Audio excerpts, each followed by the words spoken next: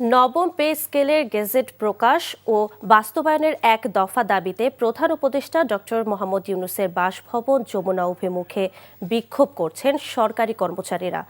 নবম জাতীয় বেতন কমিশনের প্রতিবেদনের আলোকে গেজেট প্রকাশের দাবিতে এই বিক্ষোভ শুরু করেছেন তারা। এর আগে শুক্রবার সকাল ৯টার দিকে রাজধানীর কেন্দ্রীয় শহীদ মিনারে তারা সমাবেশ করেন। এতে বাংলাদেশ সরকারি কর্মকর্তা কর্মচারী কল্যাণ সমিতি সহ বিভিন্ন সরকারি, আধা সরকারি এবং পে স্কেলের আওতাভুক্ত দপ্তর ও অফিসের কর্মচারীরা অংশ নেন।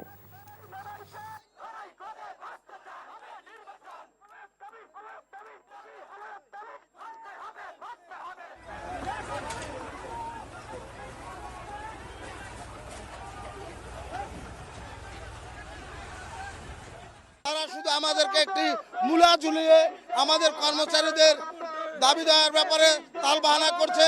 তাই আমরা এই সরকারের কাছে আমাদের দাবি আদায়ের জন্য আজকে এখানে এসেছি। এর আগে দুইবার নেমেছি আমরা, কিন্তু আমাদের কথা বলা হয়েছিল যে আমাদের পে স্কেল দিবে।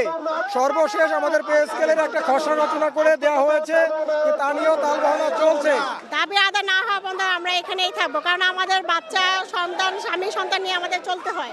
আমরা যদি নাই খেতে পারি, আমাদের স্বামী সন্তানের চলতে তো হবে, আমাদের পথ এখন রাস্তায়।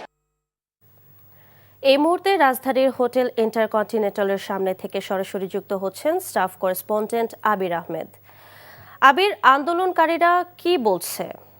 আন্দোলনকারীরা বলছে যে যতক্ষণ পর্যন্ত এই নবম পে স্কেল ও গেজেট বাস্তবায়ন না হবে এবং প্রজ্ঞাপন জারি যতক্ষণ না পর্যন্ত না করা হবে ততক্ষণ পর্যন্ত কিন্তু তারা এখানে অবস্থান নেবেন। সকাল ৯টার দিকে তারা এই কেন্দ্রীয় শহীদ মিনারে অবস্থান নেন এবং সেখান থেকে ইন্টারকন্টিনেন্টালের সামনে যমুনা অভিমুখে তারা রওনা করেন। প্রথমে ৫০ থেকে ৬০ জন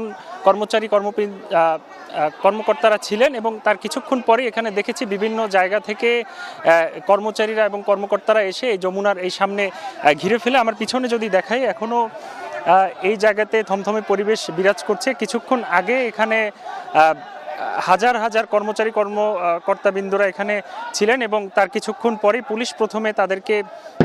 পুলিশের পক্ষ থেকে বোঝানো হয় যাতে এই জায়গা তারা ছেড়ে দেয়, এবং কিন্তু তারা সেটি না শুনে সামনের দিকে আরও অগ্রসর হলে পুলিশ কিন্তু সাউন্ড গ্রেনেড, টিয়ার শেল এগুলো করে পুলিশ কিন্তু তাদেরকে ছত্রভঙ্গ করে দেয়। এবং এই মুহূর্তে আপনাকে দেখাতে চাই যে এখানে ডিএমপি কমিশনারও রয়েছেন, তিনিও কিন্তু নেমে তিনি তাদেরকে এখান থেকে প্রথমে বুঝিয়ে সতর্ক অবস্থানে বা এখান থেকে সরানোর চেষ্টা করলেও তারা এখানে অবস্থান নেয় এবং এরপরেই কিন্তু এখানে দুই পক্ষের সংঘর্ষ হয়।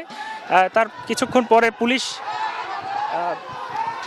তাদেরকে এখান থেকে সাউন্ড গ্রেনেড, এখনও এই মুহূর্তে এখানে থমথমে পরিবেশ করছে এবং সাউন্ড গ্রেনেড নিক্ষেপ করছে এখানে। এবং দেখাতে চাই যে এখানে আন্দোলনকারী এবং পুলিশের যে অবস্থান রয়েছে, কিছুক্ষণ আগে এই যে ডিএমপি কমিশনার তিনি কিন্তু বেশ কয়েকবার তাদেরকে এখান থেকে সরিয়ে নেওয়ার চেষ্টা করেছেন এবং তাদেরকে এমনটি বলা হয়েছিল থেকে যাতে তারা সরে যায়, পরবর্তী কোনো ব্যবস্থা নেওয়া হবে।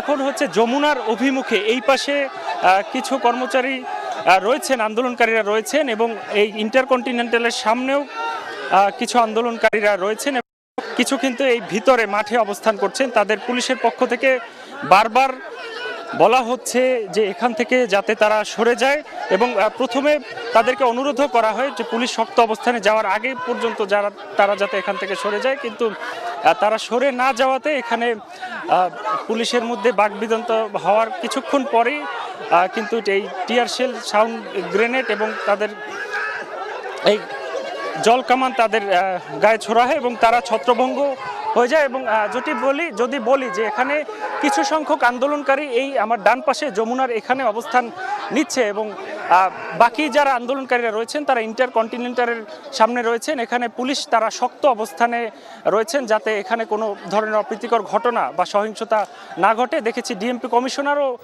মাঠে অবস্থান করছেন যাতে এখানে কোনো ধরনের বিশৃঙ্খলতা সৃষ্টি না হয়। এখন পর্যন্ত এখানে থমথমে পরিবেশ বিরাজ করছে।